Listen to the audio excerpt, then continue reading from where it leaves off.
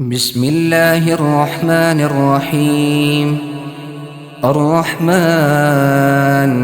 علم القرآن، خلق الإنسان علمه البيان.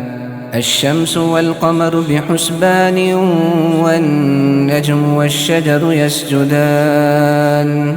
والسماء رفعها ووضع الميزان، ألا تطغوا في الميزان، وأقيموا الوزن بالقسط ولا تخسروا الميزان.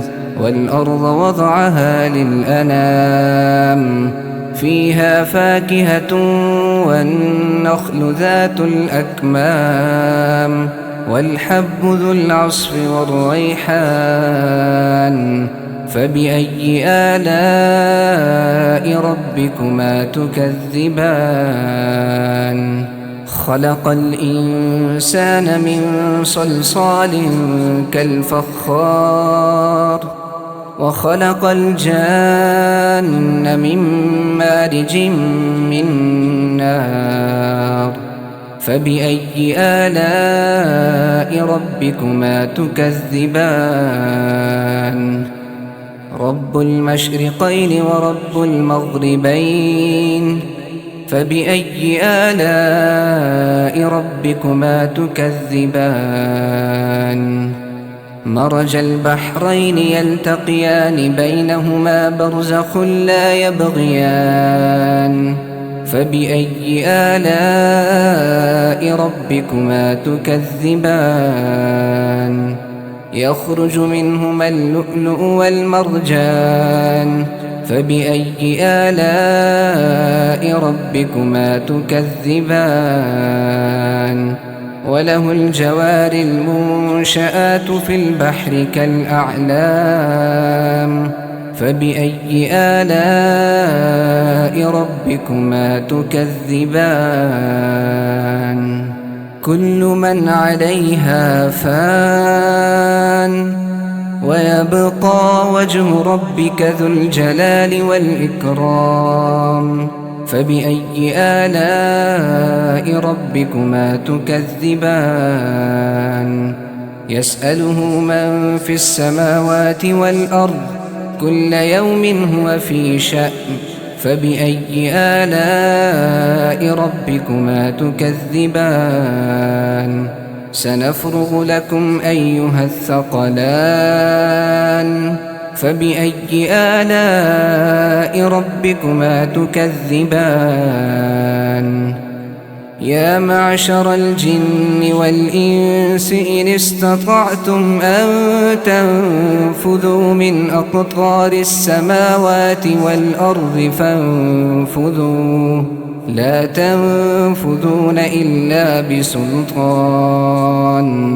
فبأي آلاء ربكما تكذبان؟ يرسل عليكما شواظ من نار ونحاس فلا تنتصران. فبأي آلاء ربكما تكذبان؟ فإذا انشقت السماء فكانت وردة كالدهان. فبأي آلاء ربكما تكذبان؟ فيومئذ لا يسأل عن ذنبه إنس ولا جان. فبأي آلاء ربكما تكذبان؟ يعرف المجرمون بسيماهم فيؤخذ بالنواصي والأقدام. فبأي آلاء ربكما تكذبان؟ هذه جهنم التي يكذب بها المجرمون، يطوفون بينها وبين حميم آن. فبأي آلاء ربكما تكذبان؟ ولمن خاف مقام ربه جنتان. فبأي آلاء ربكما تكذبان؟ ذواتا أفنان. فبأي آلاء ربكما تكذبان فيهما عينان تجريان فبأي آلاء ربكما تكذبان فيهما من كل فاكهة زوجان فبأي آلاء ربكما تكذبان متكئين على فرش بطائنها من استبرق وجنى الجنتين دان فبأي آلاء ربكما تكذبان فيهن قاصرات الطرف لم يطمثهن إنس قبلهم ولا جان فبأي آلاء ربكما تكذبان كأنهن الياقوت والمرجان فبأي آلاء ربكما تكذبان هل جزاء الإحسان إلا الإحسان فبأي آلاء ربكما تكذبان ومن دونهما جنتان فبأي آلاء ربكما تكذبان مدهامتان فبأي آلاء ربكما تكذبان فيهما عينان نضاختان فبأي آلاء ربكما تكذبان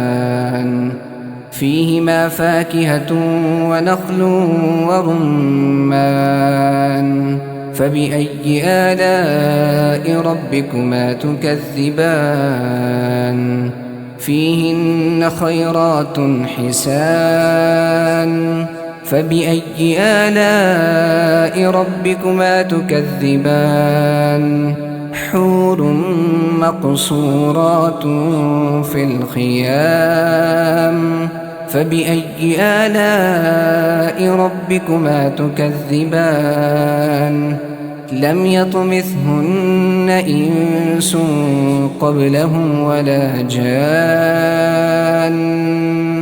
فبأي آلاء ربكما تكذبان متكئين على رفرف خضر وعبقري حسان فبأي آلاء ربكما تكذبان تبارك اسم ربك ذي الجلال والإكرام.